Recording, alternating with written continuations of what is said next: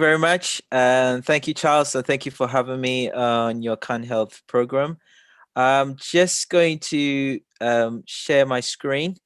And as Charles said, my name is Dr. Kwasi Appiah. I am a GP with a special interest in dermatology. And today I am going to talk to you about dermatology in black skin. So just bear with me whilst I try to find my files and share the screen with you. Where is it now? Basic. Share. Okay.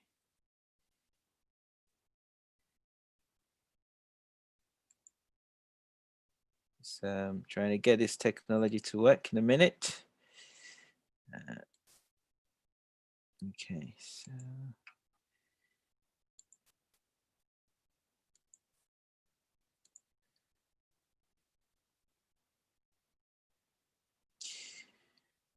right, there's my files here, and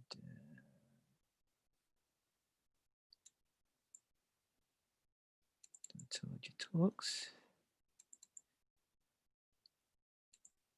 Right, let's see if it will work now.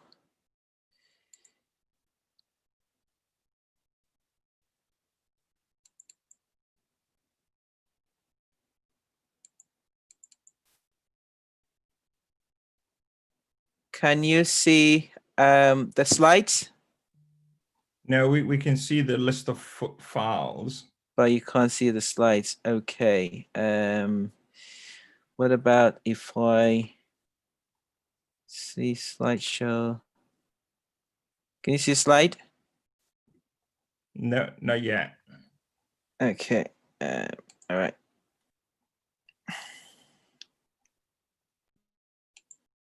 So I'm going to go back. Sorry, Charles. I think it is sharing my screen, but I want to stop sharing. Let's try again. Find.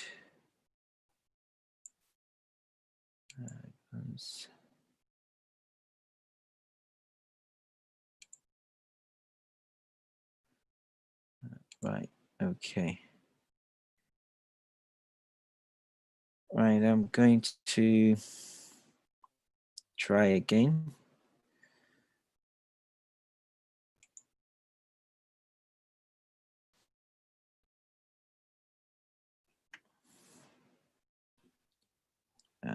Well, whilst Dr. Appiah is, bringing up the slides, just want to invite you all on Thursday. We're going to have a session Thursday evening focused on vaccination and someone to talk about the flu vaccine trial and so that people can ask, all the questions they want. So in the course of this morning session, I will post the, registration link in the chat box. Right. Let me see. Try this again. Basic. Right. Can you see it now? Yes, we can. Fantastic. Excellent. Yay. We got there. I know. Okay. Brilliant. Okay. So as Charles said, so I am a GP with extended role in dermatology, and I work in Eastern Hertfordshire area as well as West Essex and Mid Essex. So I think it's really important topic because skin is interestingly the largest organ in the body. And before I continue, I think I'll give you permission. If you want to ask any question, you can just barge in, stop me throughout the presentation. Let it be as interactive as possible.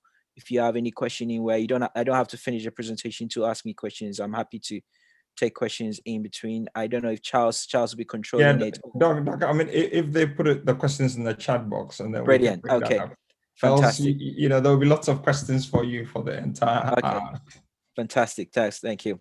So dermatology, unfortunately, even though the skin is the largest organ in the body, dermatology is given very little time in training in medical school, and every medical student will tell you where they spend 2 weeks or so in having a talk in dermatology, where they have a placement or something, an attachment to see with a specialist to get some training.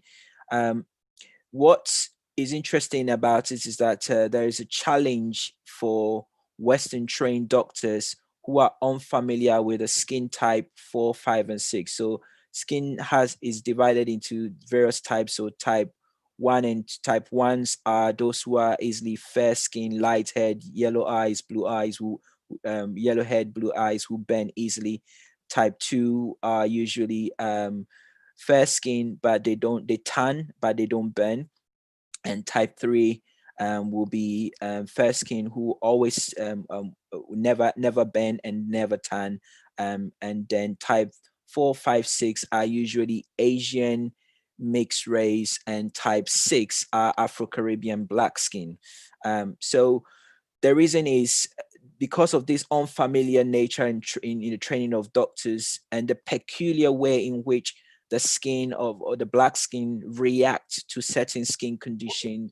It can be very challenging from doctors to make diagnosis. So UK demographics shows that the latest from 2011 shows that only about 14% of the population have non-white skin.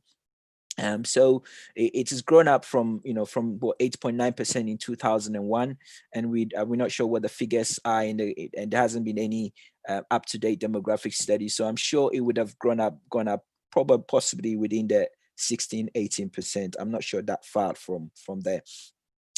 And another thing is the deficiency in what it's lacking in medical textbooks. And textbooks in dermatology mainly use Caucasian skin to illustrate signs and symptoms. And so if you were watching the news, interestingly, there is a young medical student in St. George's. I think he's a Zimbabwean of origin or something like that, but he identified this deficiency in their training, and then he teamed up with a couple of professors and written the book Mind the Gap, which is a handbook of clinical science in black and brown skin, and which is a very interesting book to read, and is available PDF online, but it's very good handbook for medical students and anybody in the medical field to find some signs and symptoms and how they present in black skin. So what is different on the black skin in terms of physiology? I'm not going to be very technical in this talk, but some things you have to use is that black skin is more compact and really allows less transmission of ultraviolet light and radiation. But it's very important to understand that UV protection is not absolute in black skin. So, most of the time people say, I don't want to use sunscreen because I've got black skin, because you can still burn as a black person. And so it's still paramount. You might not need a high factor sun protection factors. You might need a 30 will do, but so you have no absolute protection over UV because of your black skin. The other thing is there is a higher water loss, so there is a greater tendency of dryness in the black skin. But what is interesting is when it comes to pigmentation, there is no difference between the skin cells which produce melanin. Melanin is the pigment. So of all the races per unit area, there's no difference in the number of melanocytes, which are the skin cells which produce melanin. However, within these skin cells, they have these what we call organelles, which produce these pigment, and that is induced by genetics, and that is what has a higher quantity in black skin. So we have the same number of cells across the races, but these small organelles which produces the melanin have higher quantity, which is genetically determined, and hence that differentiates the skin tone from black, Asian, mixed race, and whatever.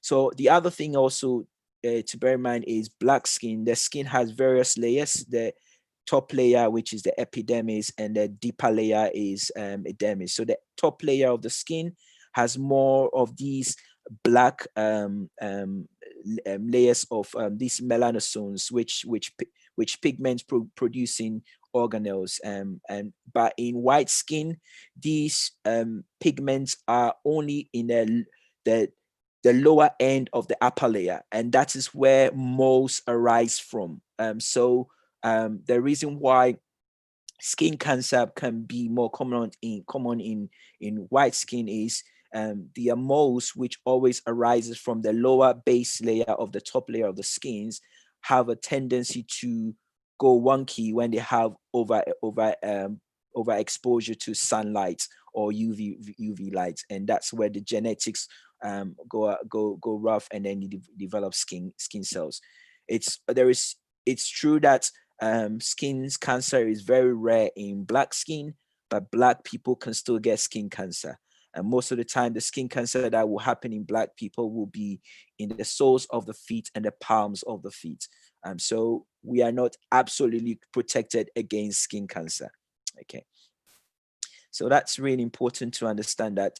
A few other things in terms of the way we were made is Africans have more active sweat glands than African Americans. This was some studies which, and I think this is more related to climate. So even though we might, a black person in Africa, America, might be genetically the same, because of the climates, Africans tend to have more active sweat glands, the same as the Caribbeans as well, just because of the heat.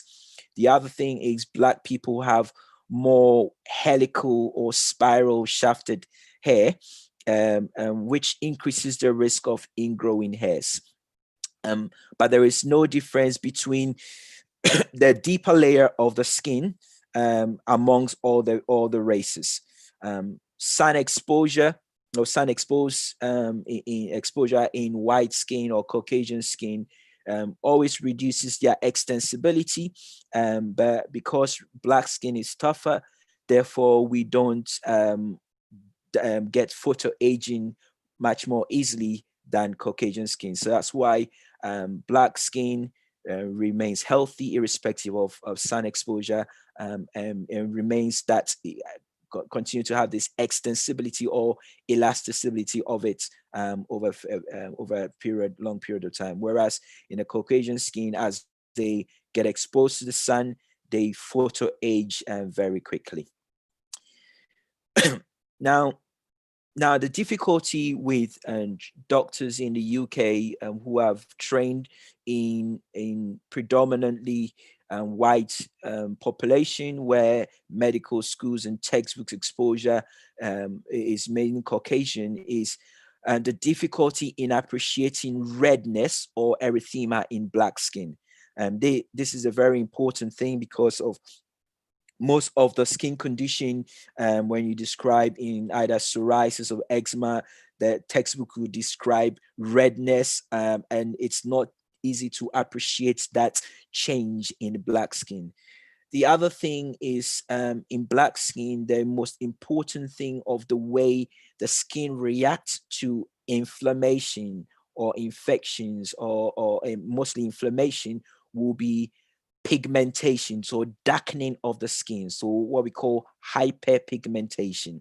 The other also stuff that can happen with black skin is there is also sometimes inflammation can cause depigmentation or hypopigmentation, so where the inflammation affects the cells which contains the pigment producing organelles, that can affect those cells. They can die, and therefore you lose the pigment, so you can also get hypopigmentation, which is also very important in some very debilitating skin conditions like vitiligo, where you lose skin pigment. The other interesting way in which black skin presents is certain skin conditions present with a different pattern than what it presents in a white skin. So like in eczema, you might have the red scaly skin on a Caucasian skin, but in a black skin, you might have a rough sandpaper appearance, which we describe, we call follicular pattern of the skin. And also that's very important, which is a difficult sign if you're not used to it, to appreciate what's going on. So it might be the eczema that the doctor is used to, but might not appreciate the pattern of presentation because of the skin of the patient if it's a black skin. Also, the effect of itching and scratching or rubbing on the skin has a greater impact on the changes on the skin in black skin. So I am going to go through a couple of very common skin conditions which present uniquely and differently in black skin. I'm not going to go much into detail. This is not going to be an exhaustive dermatological talk, but it might give you an idea of some of the things that we face in the medical fields when managing black skin. So I've got a list over here. So I'll start first of all with eczema. Eczema is also interchangeably called dermatitis. So this is a young child with eczema on the face, and you can see as I'm pointing with my arrow here. Can you see with the arrow when I'm pointing? So as I'm pointing here, this is where the eczema is, around the upper lips, around the on the cheek, and also behind, just in front of the ear. This is a child with another type of eczema, again on the hands. You can see how leathery the skin looks, and it's got some streaks of black marks there because of scratching and itching. Some of this eczema is actually inflamed in this child face. There is redness in it, and you have to look hard to see the redness. But if you look at the brown skin here and this here, you can see it's inflamed. So inflammation, redness is a sign of inflammation. So if the doctor is not used to seeing how inflammation looks on black skin, it will be difficult for them to appreciate that that child has an inflamed skin. So that's the redness in here, and this is a normal skin. Again, this is another child who has eczema in a black skin, and you can see the scratching of the skin has led to what we call post-inflammatory hyperpigmentation. So the red, there's a lot of red blackness of the area where the eczema is, and it will feel a little bit leathery, or what we call lichenification, which is a plant-like feeling, and so that is kind of a unique sign that shows that this eczema is inflamed because of it is leathery and very hardened skin. Some almost feels like a crocodile skin when you rub your hand in. And this is kind of a unique pattern from excessive scratching and rubbing with eczema in black skin. So this is another type of eczema on the hand, and you can see the difference between these two. So one of the doctor can look at this and will not think it's eczema. So this is what we call the follicular presentation of the eczema, and it feels like sandpaper. So it looks like a rough sandpaper appearance of the hand. And if the doctor is not used to seeing black skin with eczema this way, you might think it's something else, but this is still eczema, and you still manage it in the way you manage any type of eczema. So and then another one is another eczema. This time the eczema is around the lips of this patient. This we'll call perioral, as being around the mouth eczema, and it can be triggered by allergies, or sometimes it can be triggered by things that the person has used, facial products, cosmetics, toothpaste. It might be even sometimes tooth fillings can present this allergy, or it might be just a part of normal atopic eczema, which is eczema related to asthma, psoriasis, hay fever, and all those kind of things. But the presentation is different. Again, you can see the rough sandpaper feeling around the lips, and some of the doctors might see what's going on here. This is eczema. It might not be flaky, but it is follicular. And if you look at the skin, there is redness there.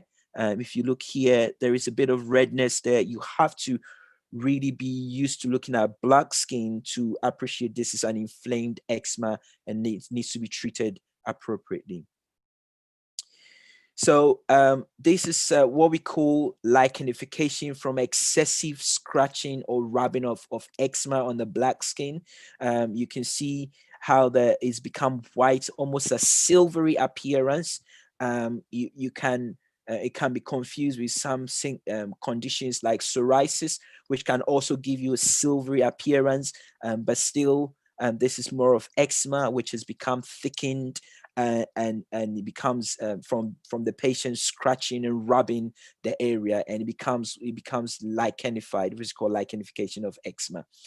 So it's really important that, you know, if your child or you have eczema, you don't rub it or you don't scratch it. It's very difficult to resist, because it has a tendency to develop into lichenification or leathery appearance on the skin.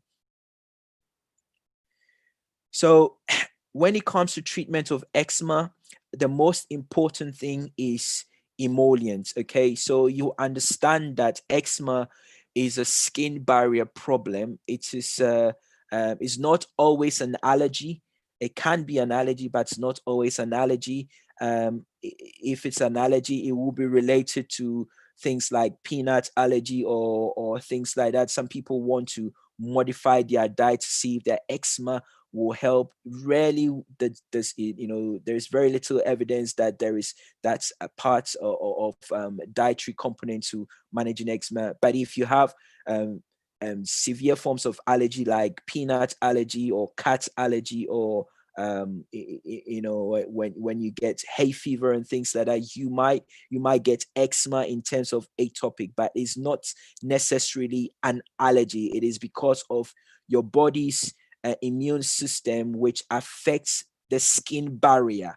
Okay, so eczema is mainly a skin barrier problem. Therefore, if you have the way I describe it is like a brick wall without a plastering or mortar on it, and the barrier mechanism which protect the skin is the cement or mortar which is in between the brick wall, and that barrier is defect. So the bricks have no cement holding them in children with eczema. Therefore, they leak and they become inflamed, and they become all sorts of chemicals comes out through the wall, and it becomes itchy. So your management is to plaster the wall with your emollient. So it's like putting the plaster back on the brick wall. And the important thing is to do it more frequently, because in black skin, our skin gets dry much more than Caucasian skin. At least twice a day. In fact, twice a day is not enough. You have to apply it after in the morning. You have to carry some in small tubes or in a small container when you're going to work, and you constantly every 2 or 3 hours try and moisturize the area. That is the best way to managing eczema. These you see patients have all these products prescribed by doctors. They change from Diprobase to Cetroban to Aveeno to Belnium and double base, and they will tell you that it doesn't work. It doesn't work because we don't use emollients enough. Okay, and I cannot overemphasize that. We have to use it on dry skin, especially in children. Unfortunately, yes, the ointments can stick onto clothes, can make them messy, but as I said, it's a brick wall, and you need to keep applying the plastering the mortar to prevent it from drying. Large amounts. In fact, in patients with moderate severe eczema needs about 500 grams a week of emollients. This tab of Diprobase is 500 gram. If you ask patient, they might have this 500 gram, and 6 months down the line, they still got the same thing, which means that they are not using it enough. Okay, so moisturizers, best thing. Moisturizers or emollients comes into different forms. It comes in gels, it comes in creams, it comes in ointments. Ointments are the most effective for very dry skin, like in black skin. Unfortunately, as I said, it sticks onto clothes, so people don't like them, and therefore don't use them frequently. They prefer the creams. Yes, okay, if you prefer the cream, it means that you're going to use it more frequently. You can mix and match. So some people can use the cream during the day. They don't want it to rub onto their clothes, and they can use the ointment at night. It's important that you scoop out the ointments with a spoon or a spatula rather than your fingers, so that you don't contaminate the tub. Okay, most people stick their fingers in the tub, and without washing it, and you contaminate it, and you get microorganisms into the tub, and you keep on rubbing it on your children. So use a spatula or a spoon to scoop up the ointment or the moisturizer. Also, you can use them as washes, but be careful, they can make bathtubs very slippery. Okay.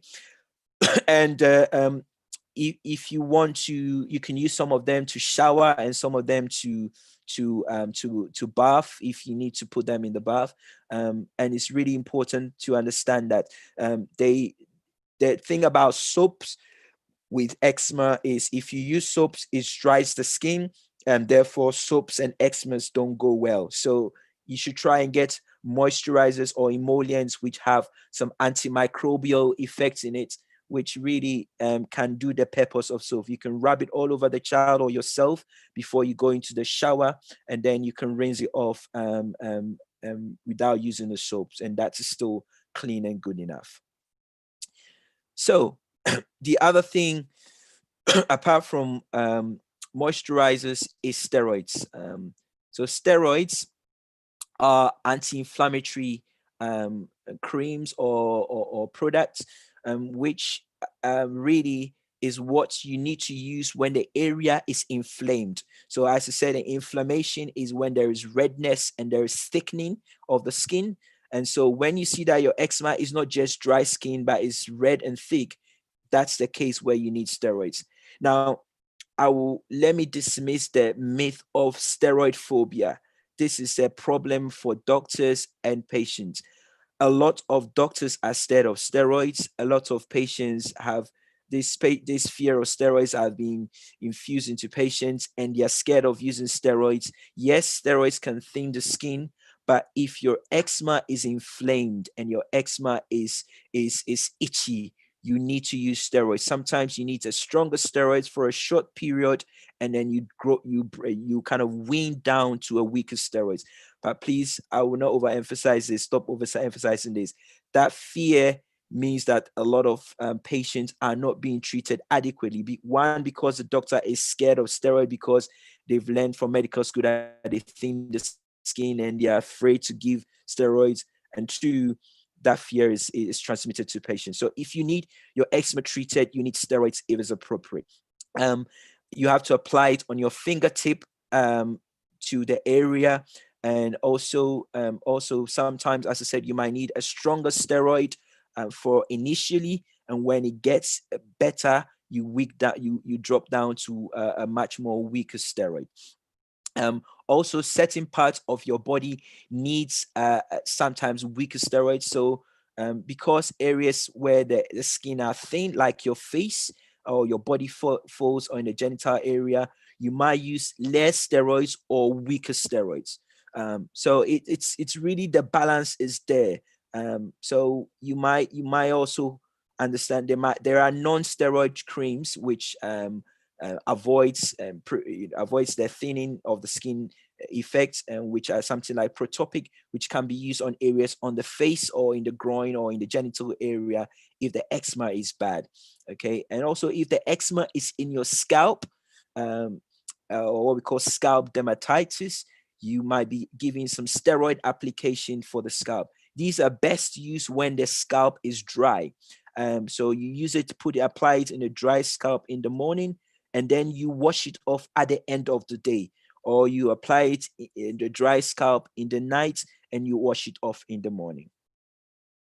Okay, so that's a bit about eczema. So now these are the kind of things that people worried about steroids. So yes, because of the way our skin is, if you use too much steroids and too strong steroids, these are some of the problems that you can face on your skin. You can start loosening the pigment of the skin, And that's where this child who has been treated with eczema, this is like a follicular eczema, has developed depigmentation or loss of pigment in that area because of the steroid use. And this is what we call the post-inflammatory hypopigmentation. And this is quite much more obvious in black skin.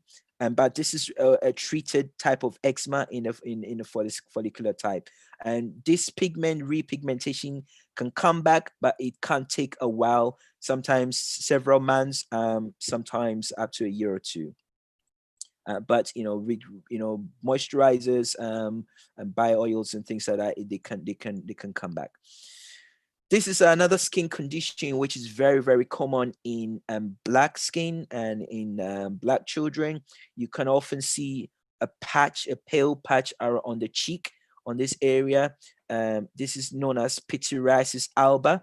It is not necessarily a fungal infection.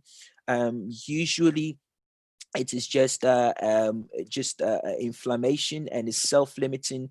And if there is eczema, it might be a little bit itchy, but the most important thing is regular moisturizer. Occasionally, you might give the doctor might give a child mild hydrocortisone or mild steroids for a short period, and that will usually help with the itching, but the pigment will come back, and usually within a couple of months you get the pigment coming back. So if you use emollients, use it regularly 2 to 3 times daily, or weak steroids, and this will bring the pigment back. And this is known as pityriasis alba.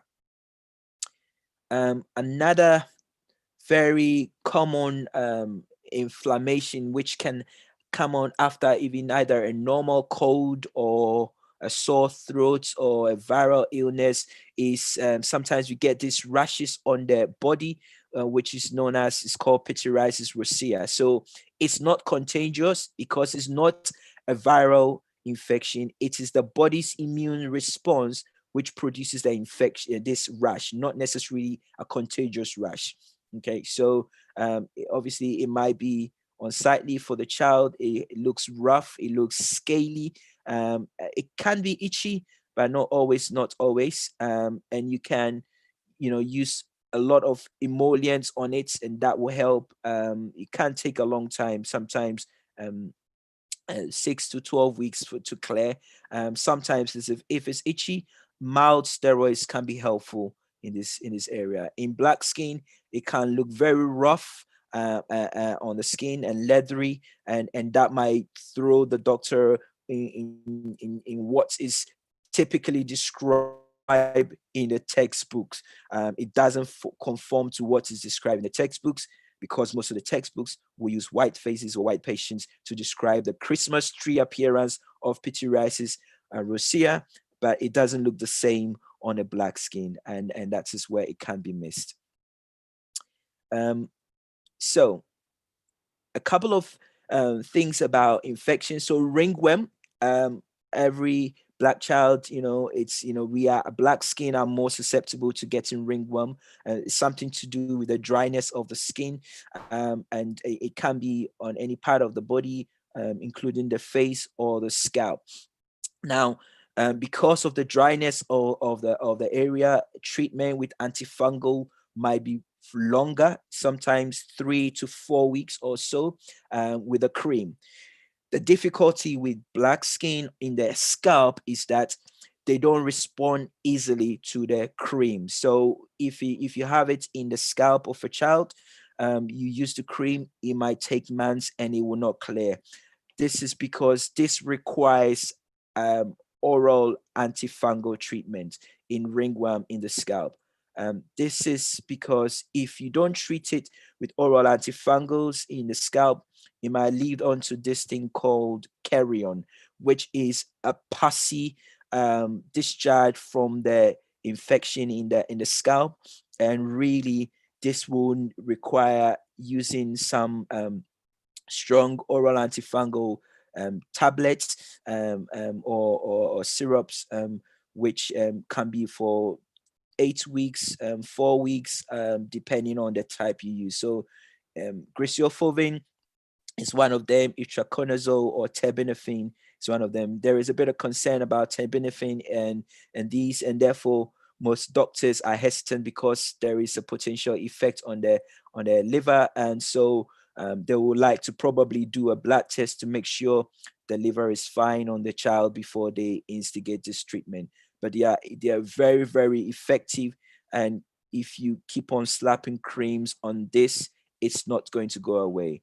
Even simple ringworm on the scalp, keep on slapping creams on them, it will not go away in black skin. And therefore, if your doctor is not comfortable, let them refer to somebody who's comfortable to put them on tablet, but it will not respond easily to creams.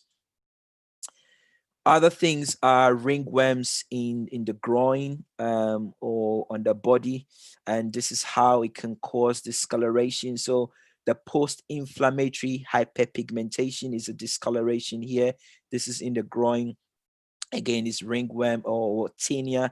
It's not necessarily a ring, but it is the same fungal infection in the groin, which is a tinea, and you can have it on the chest as well.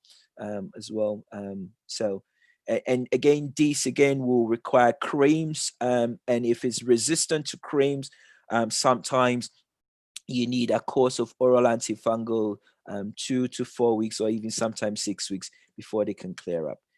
Again, this is another one called tinea vesicola. It's the same thing, looks on the skin. There are creams and there are some shampoos over the counter that you can buy, the Salsan or selenium sulfide, which got a bit of salicylic acid and a bit of benzoyl peroxide, which is a drying agent, which help remove the dry top layer of the skin or the conified layer of the skin, and also the selenium helps to clear this yeast. They are very good, and you can use it. Comes in shampoos. You can use them in washing. The other ones are Nizoral, also known as ketoconazole, comes in the shampoos, and there are other creams as well that can be used. Some are in foams. Again, if these are not responding to the creams and the foams, you might go on to oral antifungal treatment, and depending on how comfortable your doctor is to prescribe these for you, because they're quite recalcitrant in responding to treatment on black skin. So another bit of fungal infection, so you can get them in the beard area, and also you can get them in your feet. This is athlete's feet, the same tinea. So tinea is a fungus. So again, you can see how all the nails are quite yellow, and in between the feet is all crusty.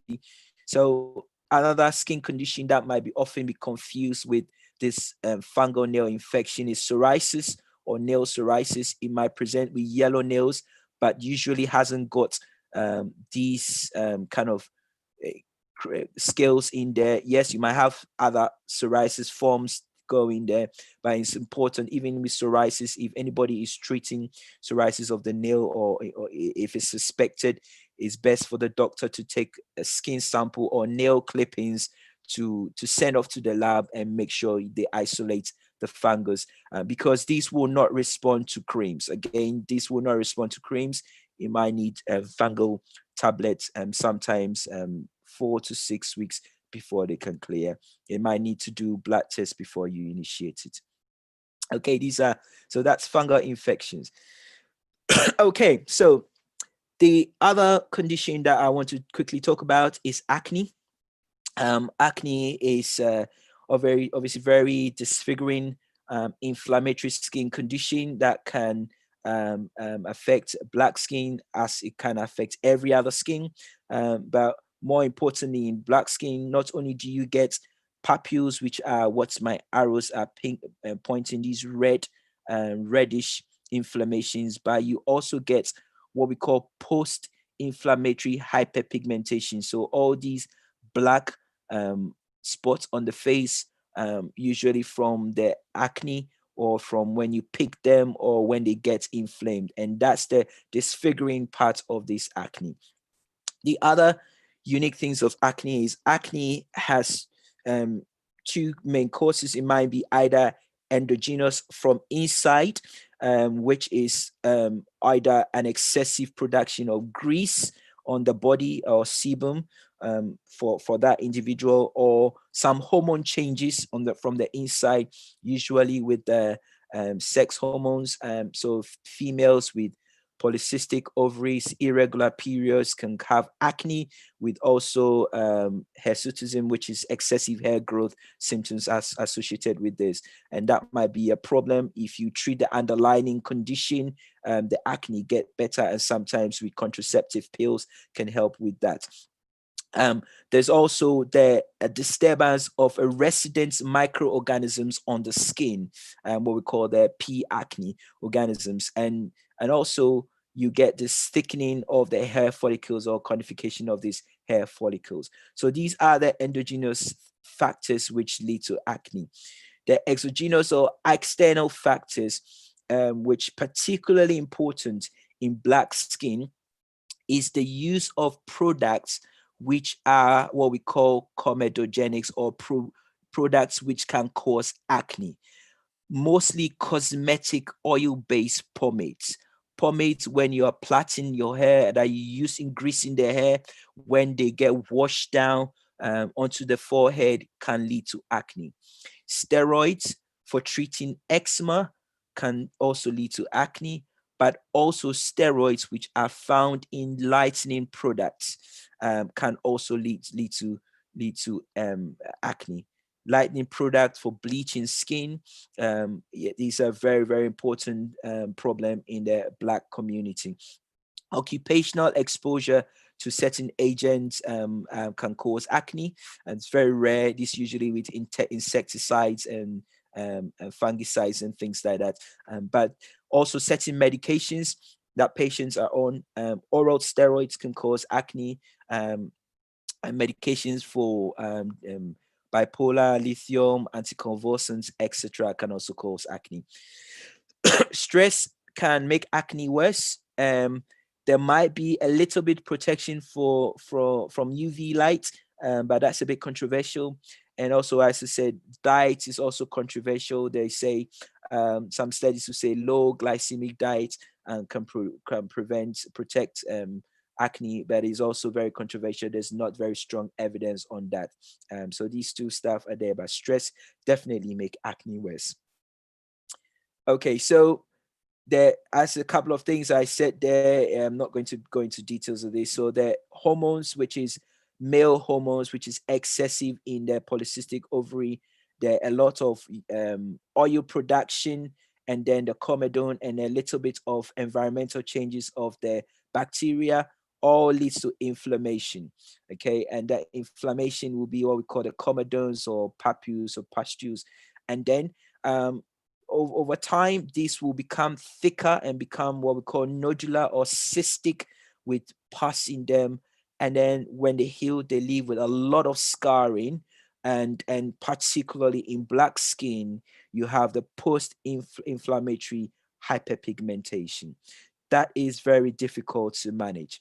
Okay, so the post-inflammatory hyperpigmentation can take months and years to clear in Black skin. So you can see all these black changes from picking, and also from the acne treatment. And sometimes it's not just picking, also sometimes the irritation from the acne treatment creams can cause the patient to scratch and itch, and that can leave you some scars there. And I did mention about secondary acne from pomade used on scalp braiding, and then steroids from lightening creams. When it comes to acne treatments, there are various creams available. Some are called retinoids, some are called benzoyl peroxide, and some are azelaic acid. These can cause a bit of dryness and irritation, particularly on Black skin, and therefore it's important to get a direction on how to use them properly. You might be able to use them for short periods, but it's best to wash them off in the morning. So use them at night, wash them off in the morning. Otherwise, they cause a lot of irritation. Also, when you start the treatment, you don't need to use them every day. Maybe use them 2 or 3 times a week, and then gradually build them up every other day. Otherwise, it can cause a lot of irritation and itching and dryness as well. So that's when you're trying to kind of treat acne. This is important. This is very important. I cannot overemphasize this.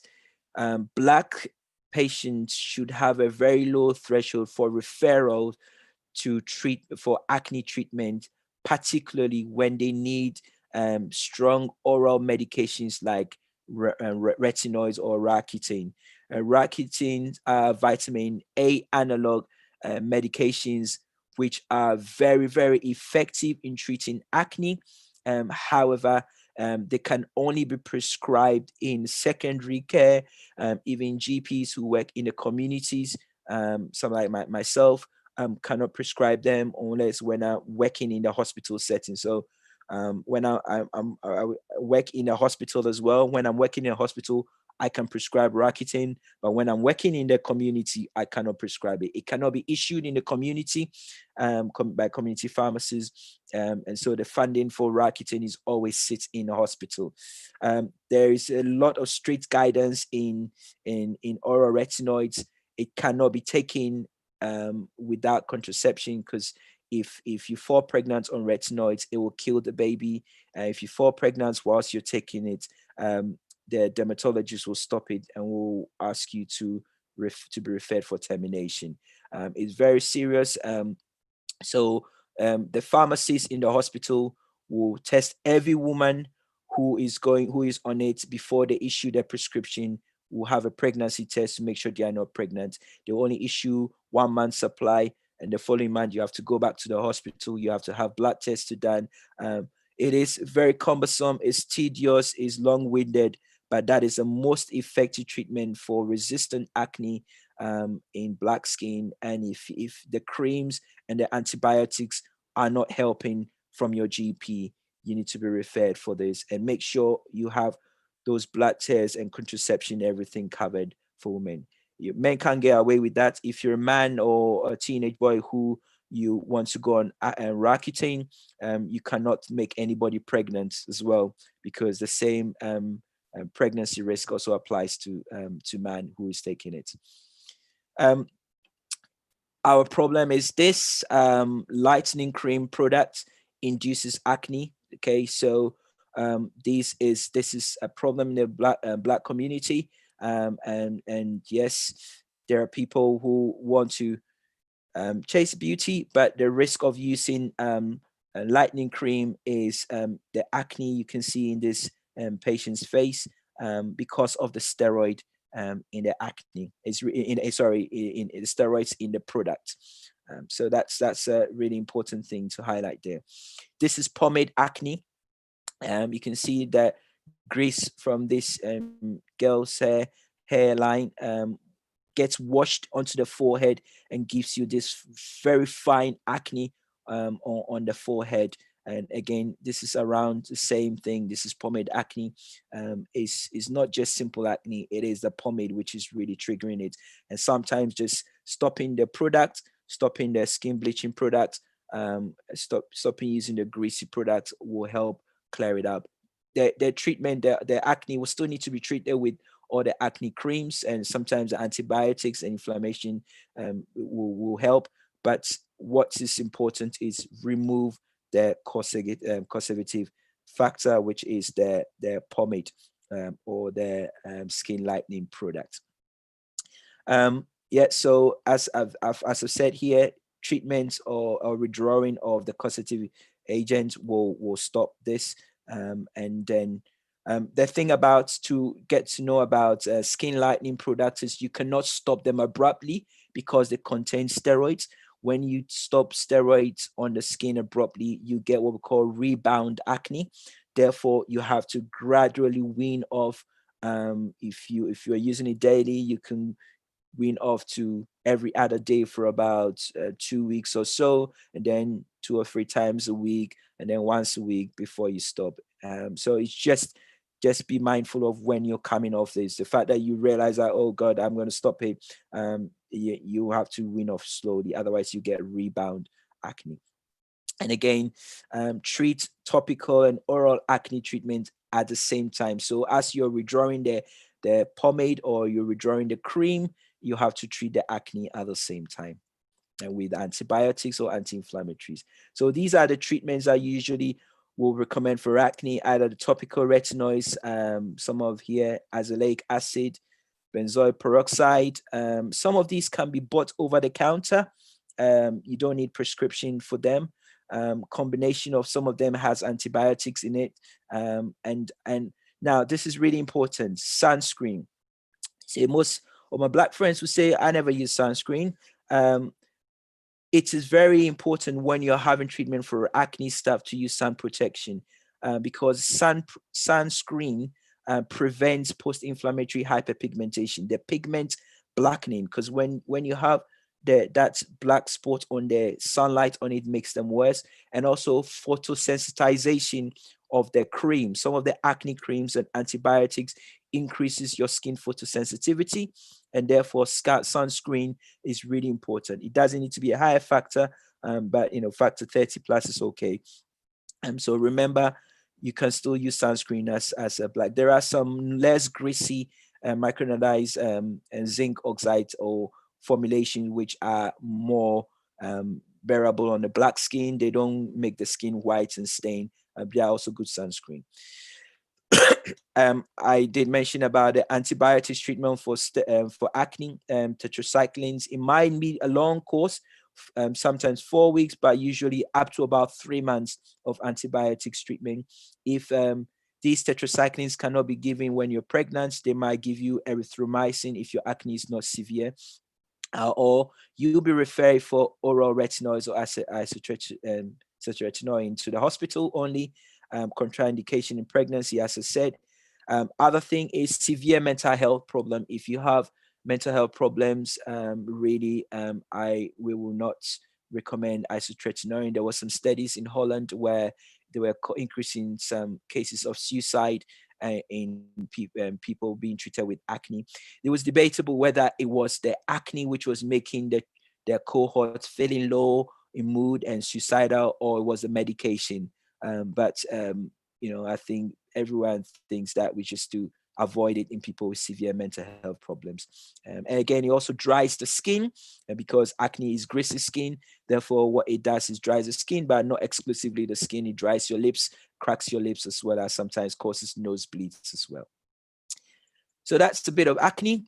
Coming up to men, you can get a type of inflammation, what we call folliculitis barbae. This is from shaving or an area in razor area. So you can see a lot of inflammation. This is like a pus on over here. You can see another yellow pus over here in these guys here. There are some pus over in the beard area. This is folliculitis barbae. Folliculitis as inflammation, barbae as in shaving area. I'll come to some treatment from some of this and other folliculitis. Really, really helpful to use septic washes daily to treatment, and the treatment can still be similar to what you use for treating other acne. Mostly the antibiotics like the tetracycline, similar durations, and in very severe forms, it might be referred to hospital for isotretinoin or Accutane in that sense. So good advice is with pseudofolliculitis, unlike this folliculitis, pseudofolliculitis is not inflammation, but it is really ingrowing hair when you shave in the direction black hair, which can give you on these kind of razor bumps in the area. Really, really difficult to manage. Avoid shaving. If possible, try and leave it at least 1 millimeter. Shave every other day rather than daily. Avoid clean shave. Avoid stretching the skin too tight when you're shaving. Shave in the direction of the hair growth, and again, avoid plucking your hair. And this is what leads to these razor bumps. Obviously, the management, as I said, with pseudofolliculitis and folliculitis barbae is using some antiseptic wash. These are some of the products over the counter that you can buy. Hebe scrub, which has got chlorhexidine in, Dermo, which has got cream and lotions, and the wash. This is what also got antimicrobial in it. Octanisan is another one. You can buy all these stuff, and so you can use it to wash your face daily after shave or before shaving to prevent these folliculitis from coming up. And if it's not responding, then you need a GP to prescribe you some antibiotics, which might be for about a month to about 3 months or so. A severe form of this is acne keloidalis nuclei, which is at the back of the scalp, usually Black men, and again related to close shaving, constant color irritation of the scalp area, and this can leave you. This is kind of a keloid acne at the back of the scalp, incredibly difficult to manage. Sometimes you might need steroids, ironically potent steroid, or sometimes you might need steroid injections in the keloids to help flatten them, but they are very difficult, or sometimes refer for Roaccutane as in other forms of acne as well. Very difficult to manage. Try and make sure clothes and equipment such as helmets do not rub on the back of the neck. Avoid very short haircuts and shaving the hair on the affected scalp. Avoid using greasy pomade in these areas as they can aggravate the area. And again, use some antimicrobial stuff that I've given you if you needed to use as a wash. This needs prompt referral. Don't let, if it's not responding, let your GP refer you to a specialist where they can either inject into this or give you stronger retinoids to see that help. But it is, it's very difficult. This can lead to scarring over the area. You can see the scalp eventually leads to a bit of scarring, and sometimes you can use oral retinoids, cryotherapy, laser treatment, steroid injections, but it is really, really difficult to treat. There is no two ways about that. Another type of scalp condition, which is folliculitis. Again, there is no one knows what causes it. It's possibly inflammation due to bacteria, but not everyone has the bacteria. But you do get this. It can affect both men and women. You get the scalp had this tufted, pussy yellow appearance underneath the hair, each of the hair follicles, and then eventually leads to a bit of scarring over the area. And it's really, really difficult. Men can be affected. In women, usually tends to be when they are in their 40s, but men, it can be very early. It can be very itchy, very painful. It feels tight. If you notice these symptoms on your scalp, let your doctor refer you as soon as possible to specialists, because there are oral treatments that we can use.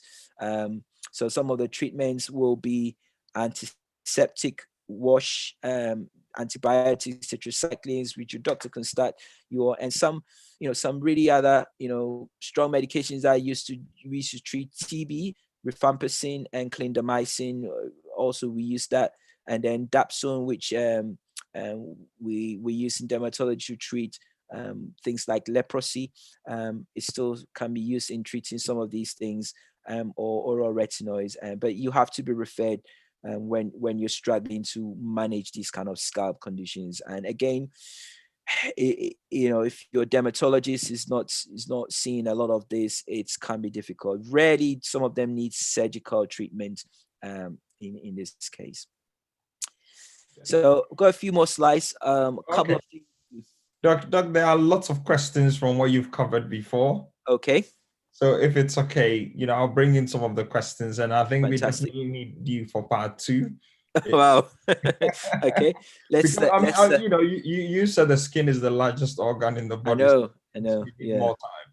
Right. So I'm going to give you one private question. I'll bring in Kim, and then, further questions somewhere in the chat box. But this one says, is there anything I can do about the constant episodes I have with my eczema? it has been a vicious cycle of clearing up only to eventually come back. See, and this has been since childhood. And the second bit is my white friends my age are always asking why they are wrinkly and I'm not. And I've told them it's due to our skin moisturize. Is that right? So two questions there. So the wrinkling is the photo aging, and that's why I said from the beginning we are protected, that our skin is not as elastic. We don't lose the elasticity of our skin as our white friends, and that's why we don't wrinkle easily. So that's a very good thing for us. With eczema, so it's very difficult. The most important thing I understand is eczema is a chronic disease. So as a chronic disease, no one will lie to you that it can be cured, but you can manage the flare-ups. If you have not noticed a pattern to the frequent flare-ups of your eczema, it's important to maybe get referred and get tested, do a patch test to see if there's an allergic component to that. Most of the time, if it's not very obvious from history, in atopic eczema, which is eczema from childhood, it might not be. But occasionally, sometimes you can eliminate some certain things. But the key is regular understanding of the management yourself, when to moisturize, how to moisturize, when to use steroids, when to step up steroids, when to step down steroids, and then when you need steroid tablets when you have a few flare-ups, when there is superimposed infections with pus and yellow discharge and redness, when you need antibiotics treatment, or sometimes when all those measures are not happening, sometimes you need oral treatment for your eczema. So your cyclosporins or methotrexate, or all those specialists, immunosuppressant, because it's a barrier problem, but it's an immune system problem as well. Therefore, so that's why we use these immune modulators to help. So yeah, it's very difficult, but if you yourself understand how you manage the flare-ups and what to do to prevent the flare-ups, that is the key. If your doctor is struggling, you should be under a specialist who is managing your eczema. Any other question, Charles? Yeah, so Kim, can you unmute yourself and ask your question? I know your hand has been up for a long time. Kim, are you still with us? Right. So there's another one. Could you explain why some Black women become darker during pregnancy? And also another question about keloid scarring and how that could be managed. Okay, so keloid scarring is coming. It's part of my slide, so I'll get it in a minute. The pregnancy hormone, the HCG, which circulates in pregnancy, has the same precursor as in the melanin producing hormones as well. So when you have high levels of circulating pregnancy hormone in your body, then the precursor also stimulates the melanin producing hormones, and therefore you get a bit darker during pregnancy. So even in white skin, they do get this line on their belly, which is get darker, or their moles get darker when they're pregnant. And it's the same principle because the pregnancy hormone is the same precursor as the melanin producing hormone as well. Okay, June, can you unmute yourself and ask your question? Hello, everybody. Hello. Hi. Yeah, I just wanted to know, why are so many children being born with eczema? Because I've got 4 grandchildren, and 3 out of the 4 have eczema, asthma, and 1 has severe allergies, which he has to carry an EpiPen. He's 20 now. It's under control, but when he has a flare up, it's not very nice. And all those creams that you've mentioned, he's had all of them, but the doctor seems to have stopped prescribing this Fusidine, which we felt helped when he used to have a flare up. So my daughter's she's actually gone online and bought Umivate and stuff, and I've told her not to do it because we don't know if it's the proper stuff. But yeah, why are so many kids being born with eczema? What's brought that about, do you think? Yeah, I think it's a good point. I think there has been a lot of theory. Some people think because so eczema, psoriasis, asthma, hay fever, they are all known as atopic conditions. And so the reason why there is a high rise of atopic condition is some people think the theory behind is we are not being exposed to enough allergens and therefore to build our immune system. So we are too clean in that sense, and therefore there has been a learned immunity as to what cleanness is. And in the past, where all the kids were playing on the streets and just dirtying and jumping in muds and stuff like that, and going, so I think it's something in that sense. As the generations have changed, they are all indoors, wrapped up, PlayStation, Xbox, and therefore it is kind of but can I just say, I was one of those children that played in derelict houses, and I'll reveal, when I was a child, I had scabies even because we were street kids back in the 70s, 80s. I'm not going to give you my age away, but the thing is, I never had eczema. However, I tell you how old I am. I'm 58, and recently I've started to get a rash on on the shins of my legs. So I'm wondering if I've always had eczema and it's been just laid dormant, and have I passed that gene on to the kids? Because my daughter had eczema. Her father didn't have eczema, but his brother did. So it's like it's like generation, isn't it? It's like all linked. So it can be, you can have it in the genes. The fact that it's not manifesting, you might have the atopic in you, but the eczema type or the dermatitis type, which happens in all the generations, can come from different causes. So sometimes some of the lower leg eczemas are not related to what we call the atopic eczema. So some of the lower legs eczemas will be related to things like varicose veins and being on your feet and circulation, which can also lead to eczema. So it might be, and also there is no limited age where you can get eczema. So somebody might have eczema in their 70s and say, "Oh, I've never had eczema." Well, it doesn't mean that you ever will.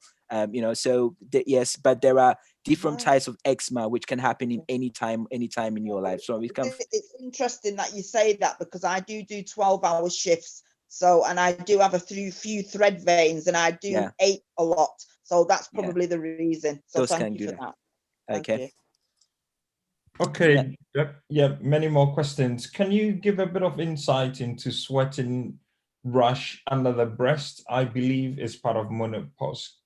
It can be itchy and looks like freckles. Can you give a bit of insight into that? So the sweating rash under the breast, which looks like freckles, are actually the tinea, the fungal infection that I showed you. And so when you see any discoloration under the breast, which has well demarcation and looks a little bit lighter or darker than the normal skin, it is either a fungal infection, because the yeast on the skin like to habit where there is moisture. If you're in menopause, you obviously sweat more. Therefore, where under the breast, there is a good area for colonization of yeast, and therefore you get a lot of fungal infection under that area. So, yes, the menopause doesn't help because it creates the right environment for the sweating. But what actually is in the rash is inflammation and yeast, and which needs to be treated appropriately. So most of the creams that will be used in that area will have a little bit of antifungal in it. And sometimes they might have a bit of steroid in it for the itching.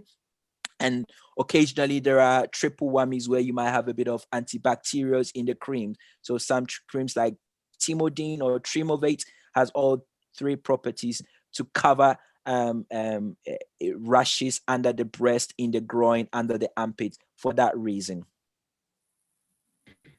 Thanks, Doc. I have been prescribed Epidural and acne-mycin and a course of antibiotics like limeclizine for Lamicicline. 12 weeks. Yeah, and the acne isn't improving. They keep producing more spots. The treatment, causes my skin to flake. Do you recommend using a skin block when using these creams, or any other suggestions? So if you've had 12 weeks of lamicicline, then you have exhausted everything that needs to be done in primary care. If the acne has caused scarring, it's still got inflammation, you need to be referred to be considered for isotretinoin or Roaccutane, because usually we had, in primary care, at least maximum 3 months of lamicicline. If it's not help, you can't change it to a different type of tetracycline for another 2 months or so, 3 months or so. But if after 6 months, 2 different have not helped, you need to be referred to consider for isotretinoin, because what is going to be difficult to clear is the spots, which is a post-inflammatory hyperpigmentation in the black skin. And the quicker you get treated with oral retinoids, like isotretinoin or Roaccutane, as its brand name is, the better to get rid of the scars. Thanks, Doc. Another question in the chat box. Mycosis fungoides is apparently more prevalent in black skin. Can you explain the condition? So mycosis fungoides is what we call a T-cell lymphoma, and it is it's a type of skin cancer. So because that's why it's a lymphoma, it's a cutaneous T-cell lymphoma, and again, because of the skin architecture, it can be exhibit a little bit more in black skin, but it is very rare. To be honest, it is very rare. It is not. Usually, it might be related to other types of blood cancer, because it's a lymphoma, so it might be related to other types of blood cancers like lymphoma or leukemia. But yes, it is a type. It can look like acne. It can look like eczema on the skin. But it's not an eczema. It's quite very distinctive and how widespread it is. So if your eczema is widespread on your skin, usually it's not in a younger generation, might be middle age or old generation when you have mycosis fungoides. If it's not responding to normal eczema treatment or psoriasis treatment, you need to be referred. You might need a biopsy or some blood tests to diagnose mycosis fungoides. Yeah. And it's treated by hematologists as well as dermatologists. Thanks, Doc. We've got lots of questions, so I hope the audience will be patient so that we can get all the questions answered. Mm-hmm. Although we're going to have another session with Dr. Appiah. So, Dominique, can you unmute and ask your question, please?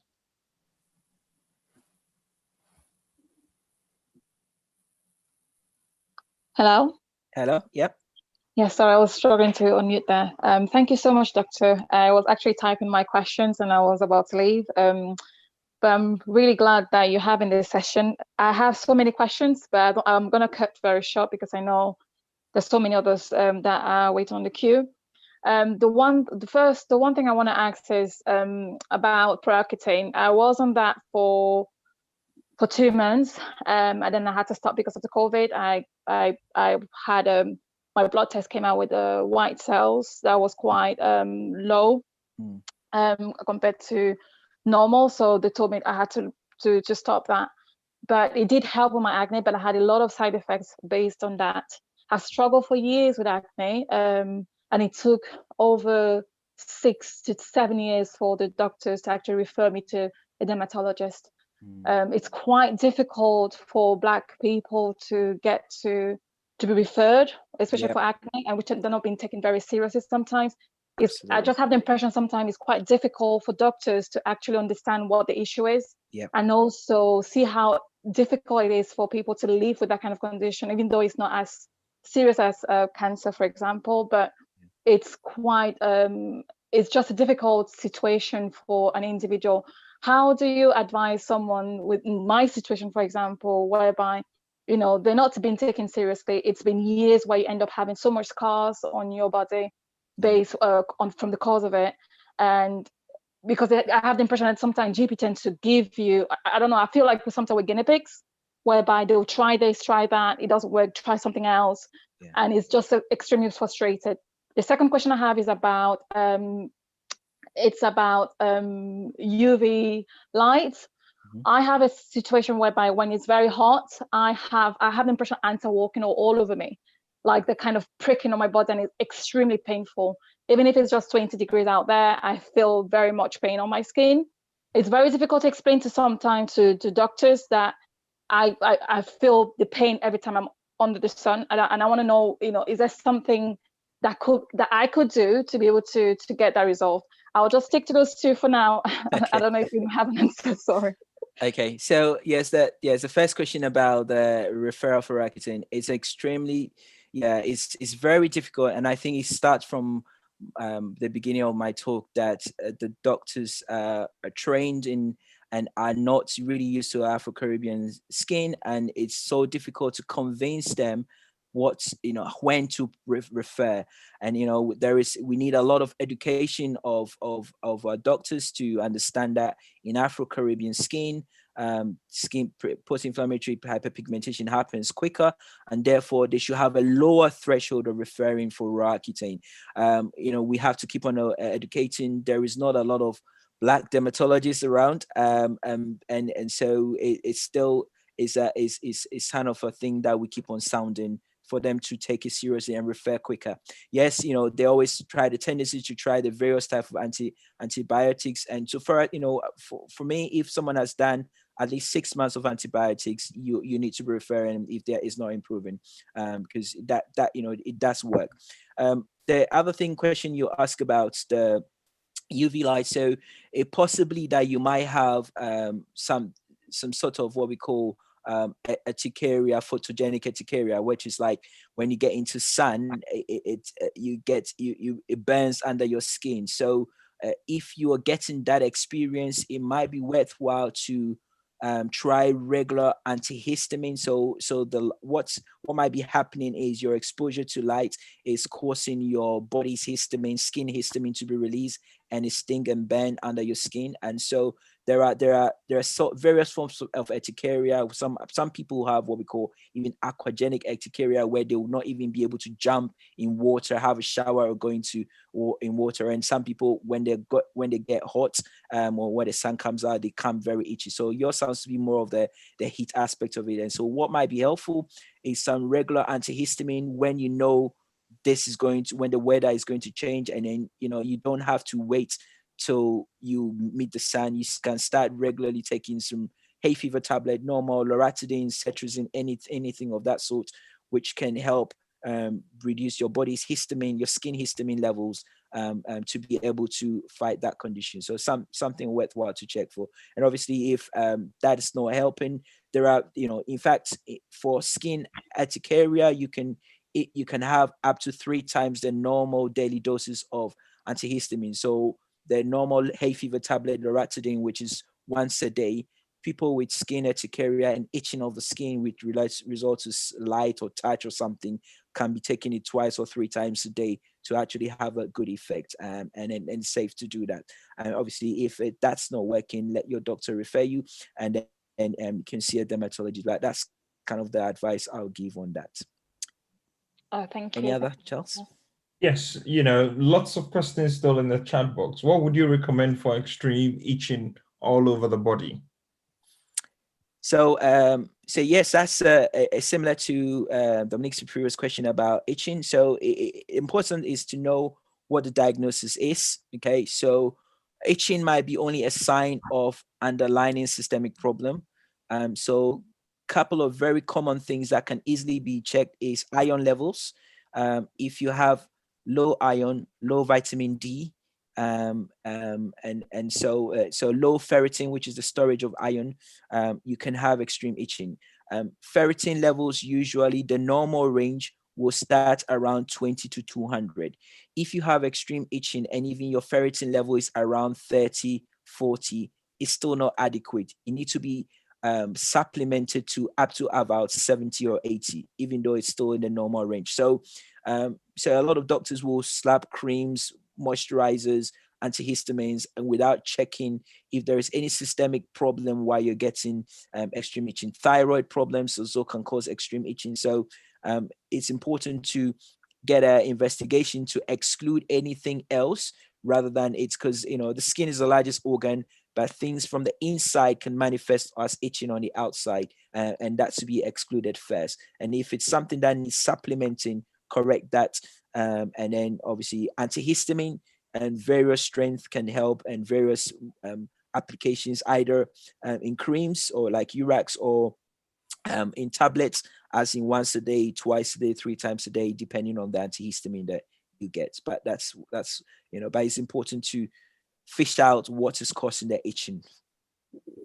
Thanks, Doc. Can chemical sunscreens, make hyperpigmentation worse? Chemical sunscreen. So very, very low sunscreens are actually protective. Again, it's not the chemicals, it's the sun. So if the sunscreen is obviously causing an irritation on your skin, then it means that you are sensitive to the sunscreen. That irritation can cause hyperpigmentation. But if the sunscreen doesn't cause any irritation, then it protects you from the sun, which is what causes the hyperpigmentation if you have underlying acne that you're treating. Okay, Doc. I think Natasha has a question. Natasha, do you want to unmute yourself and then you can ask your question? Sorry, I've got children in the background. I just wanted to elaborate on the question. So I was just wondering if there's a difference between the effects of physical sunscreen and chemical sunscreen on the actual pigmentation itself. So what do you say physical sunscreen, like what? So for example, I think they were saying that there's a difference between, isn't it, like the zinc oxide and then I can't remember what's using the chemical one, but I kind of know them according to brands, so I know that. Yeah. So that's obviously the physical ones. Obviously, the white ones, are the high factor one, have more physical barriers to them. For the black skin, you don't need a very high factor sunscreen. That's the bottom line. If it's, most people don't use sunscreen on the body because it's sticky and greasy, and then it makes it white. But if you have, if you are protecting from just UV light burning your skin, your body, then low factor, sun protecting factor is fine. If it's about post-inflammatory hyperpigmentation, again, any of them is fine, so far as the underlying reason of the post-inflammatory hyperpigmentation is being managed. So if the post-inflammatory hyperpigmentation is due to acne, then you're treating the acne whilst you're using sun protection. If it is because of your eczema or something, then you manage that. So it just acts as a barrier to avoid the direct sunlight on causing more hyperpigmentation. So either physical or chemical, it doesn't matter, so far as the chemical doesn't cause an irritation on your skin as well. Great, Doc. I'm wondering, if you can give us another Saturday, because there are lots of questions in the chat box. Yeah, right. So in that case, we will. That's fine. We will finish by around 12:30, and then I'll announce the dates as soon as you let me know, and then we can kick off with the various questions. But there's a question about carpet allergy, and also when it gets reasonably hot, I get rash, and people say it's heat rash. What can you say about those two? And then we will wrap up and then have another session. Okay, so carpet allergy is if it means that I'm trying to explain, I don't know, reading to the question, is it if you walk on a carpet is itchy or what? So what can you elaborate on the question on the carpet allergy? Christine, do you want to unmute yourself and ask the question?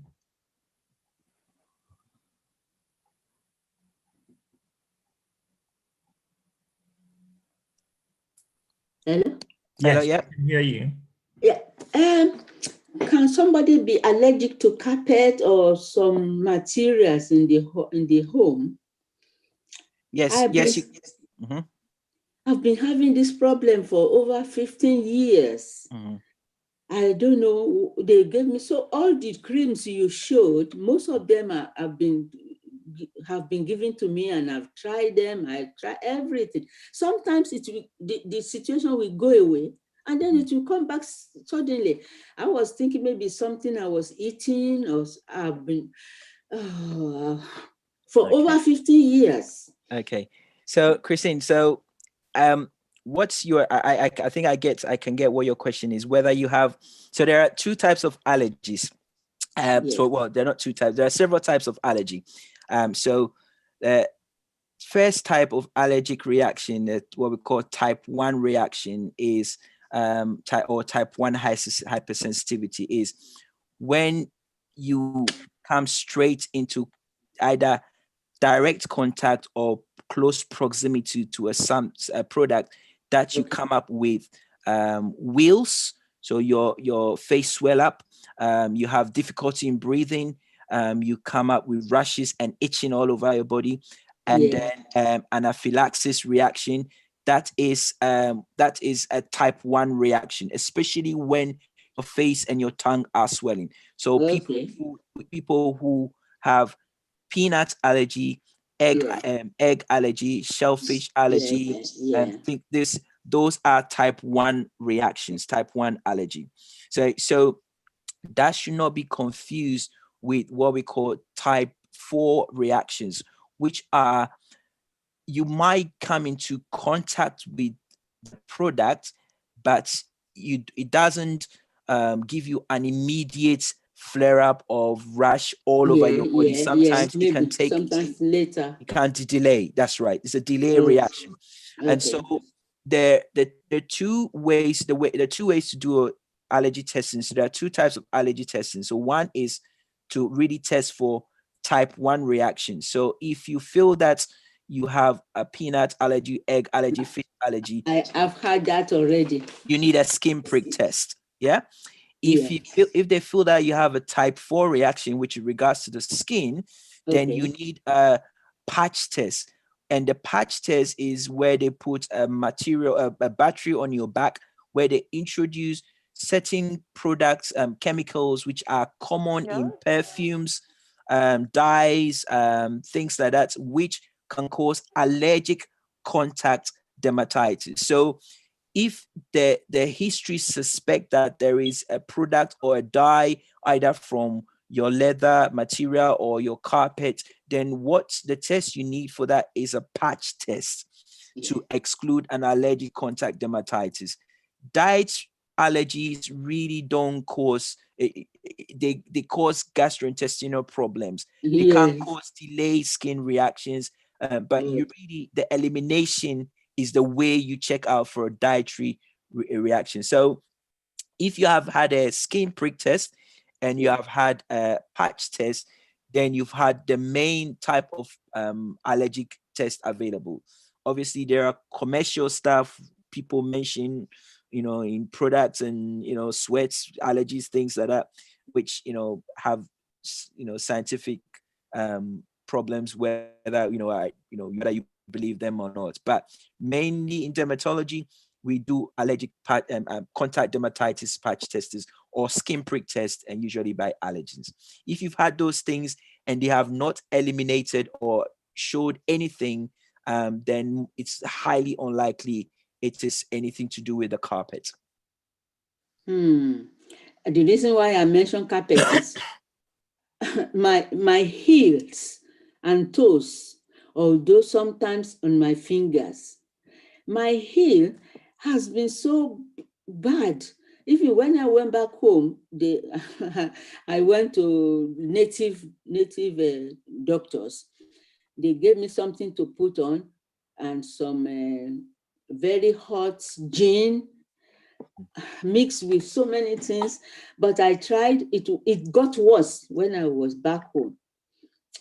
When I came back, I went to my GP And when they saw the situation of the heels, both heels, they gave me an antibiotics, which worked very well within 2 weeks, because it was so sore. There was pause. May I ask you, Christine, what was your heels? Did you have cracks and flakes on your heels? Flakes. Okay, so sometimes little cracks, not much. Yeah. Okay, so in that case, what's usually is a test for that is you know, in dermatology we'll think of allergic contact dermatitis. So you need a patch test to eliminate that. That's what other conditions that can give you that is eczema, hand and foot eczema, or psoriasis. That can also give you that kind of feet. And so that it's important for that to also be eliminated. That is, you know, is a doctor treating eczema? Is a doctor treating psoriasis? Because if you're treating those, then it's a different form of treatment that needs to be done. If that's not been working, let your doctor refer you to a dermatologist. There was a time they referred me to dermatologists at this hospital in where is it? In sorry, what is it? This hospital in? I'm growing old. In I can't find it.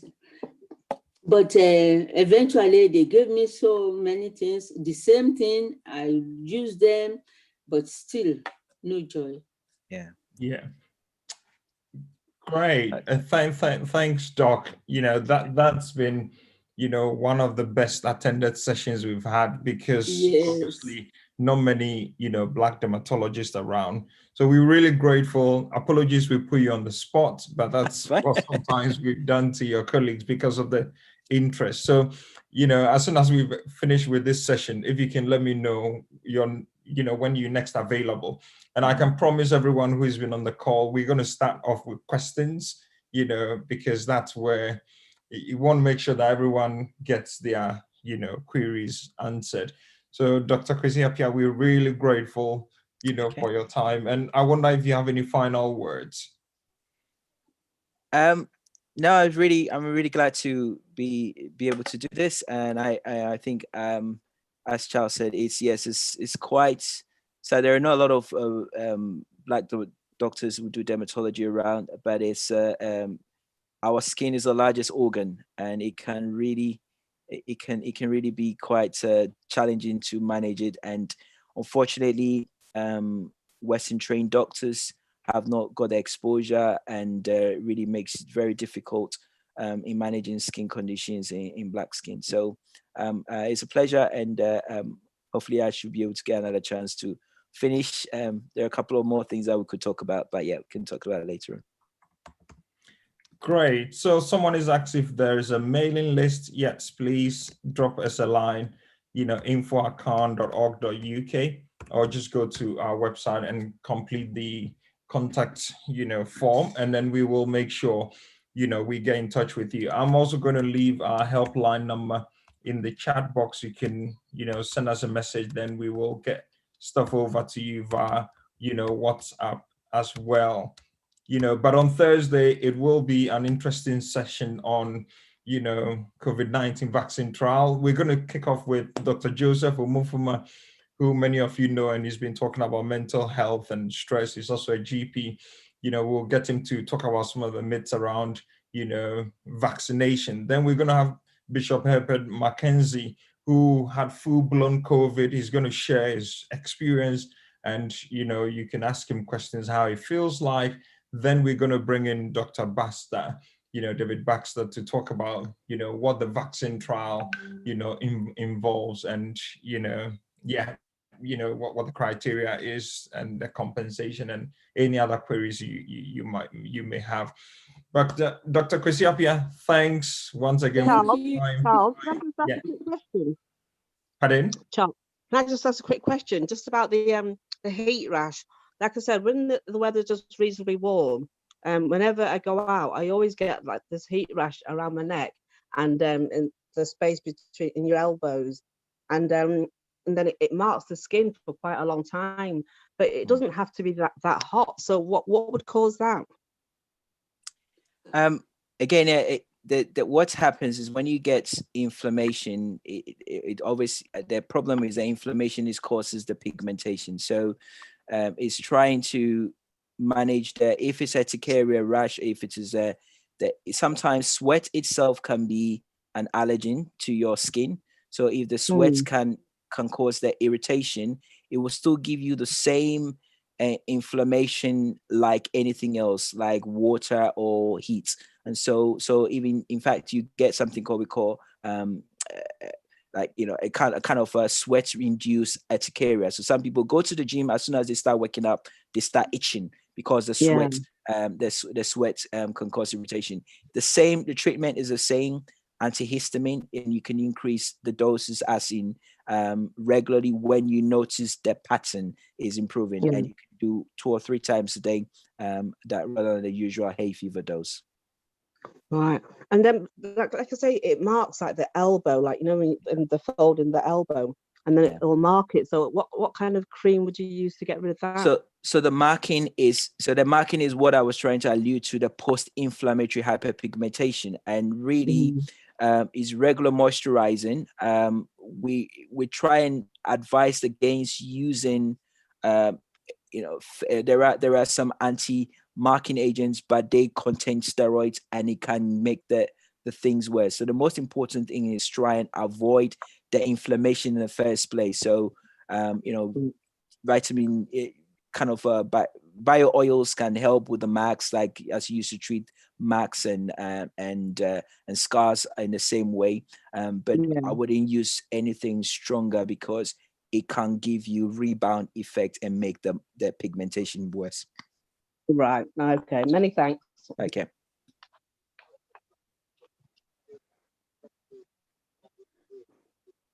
Charles, you're still on mute. So thanks everyone for coming along, and once again, Dr. Kwasi Appiah, we're really grateful for your time. We look forward to having you back. Lisa Richards, I'm sorry we couldn't take your question, but we're going to definitely have people asking their questions, and all the questions in the chat box, I'm going to fill that to Dr. Kwasi Appiah before the next session. But great to see you, and thanks for giving your time.